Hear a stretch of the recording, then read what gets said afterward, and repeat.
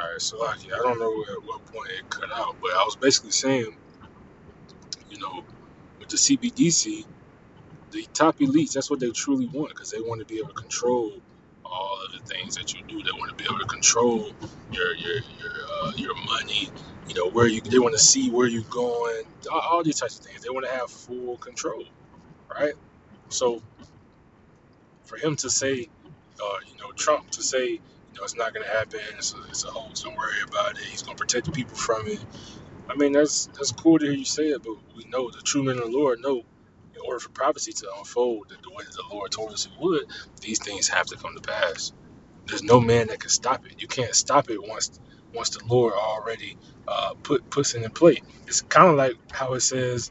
I think it's in the book of Second Esdras, but it says, how can a man, or who can stop an arrow after it's been shot from a boat, right? And it's really talking about the destruction and things of that nature. But that's really a part of a part of the destruction. That's just a step in the destruction, right? So again,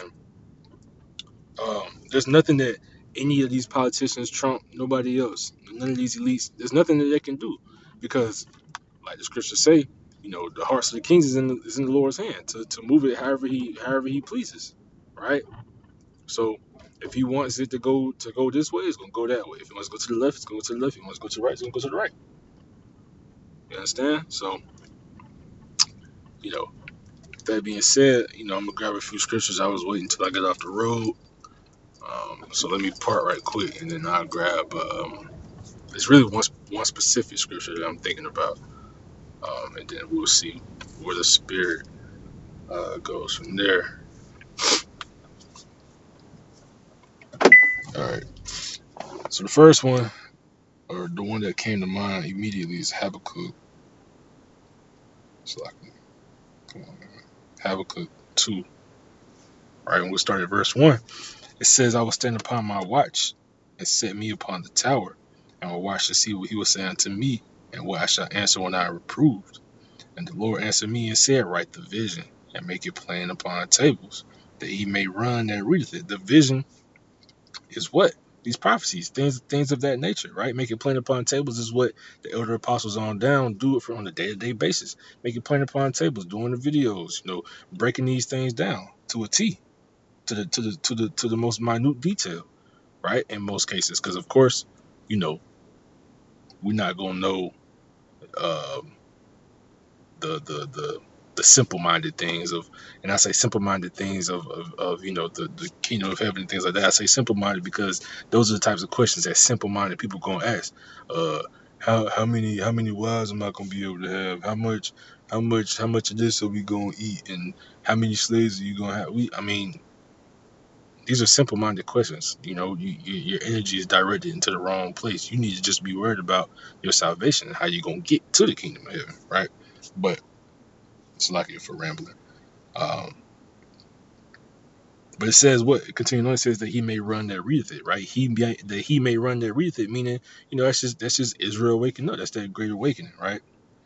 But the point was verse 3. It says, for the vision is yet for an appointed time, but at the end it shall speak and not lie.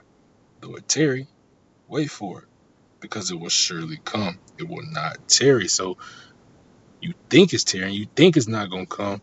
Wait for it, because that's when it surely come. Like, think of it as everybody knows this. When they were kids, there was always, I can't wait to grow up. I can't wait to be able to do what I want to do. Yada yada.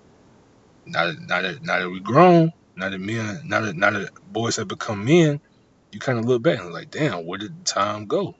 You know, Me personally, I'm a younger brother, of course.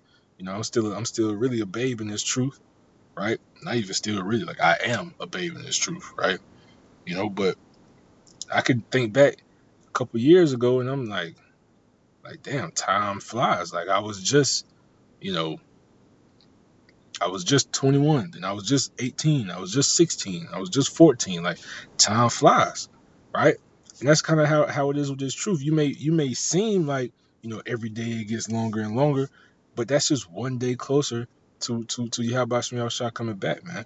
And again, that's why it all boils down to these prophecies, because these prophecies are unfolding. These are all just faith boosters, signs, visions, whatever you want to call it, right? These are all things just showing you what's about to happen. And that's the destruction of this place, man. That's the destruction of this place, and this place being America, right? AKA Babylon, AKA Egypt, AKA Sodom, right? This place is going to be destroyed, right? The CBDC is going to be implemented, right? The MOTB is going to happen. Jacob's trouble is going to come. World War III is going to happen. All of these things are in the works. And if you can't see it, then the Lord, you know, He gave you eyes to not see, right? He turns you, you're blind. What scripture am I thinking of?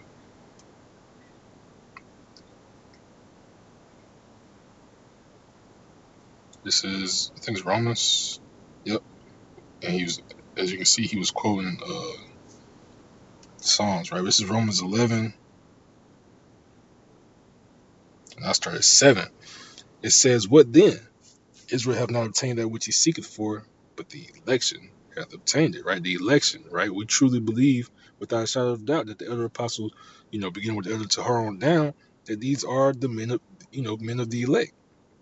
You know, they have obtained it, right? But the rest were blinded. All these other false camps and things of that nature, they're blinded, right? Now they still may be, brothers in a sense, but they're still blind. They don't have the 100% truth, you know.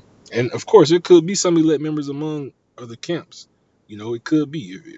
We don't know, right? But we do know is that the MOTB is the RFID chip, so on and so forth, right? It's many differences, right? But um, continuing on, it says, as it is written, according as it is written, the Most High have given them the spirit of slumber, eyes that they should not see, ears that they should not hear unto this day. And that goes into a point. It says the Most High is the one that gave them the spirit of slumber.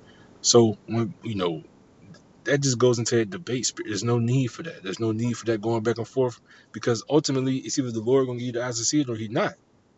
So if you don't get it, you're just not gonna get it. We can't force you to get. We're not gonna force you to get it, right? Continuing on, it says, "And David saith, let their table be made a snare and a trap and a stumbling block and a recompense unto them. Let their eyes be darkened that they may not see, and bow down their back always." Man. So that's just the point that a lot of Jake is in, man. That's the part that a lot of Jake is in. But with that, let me get out of here.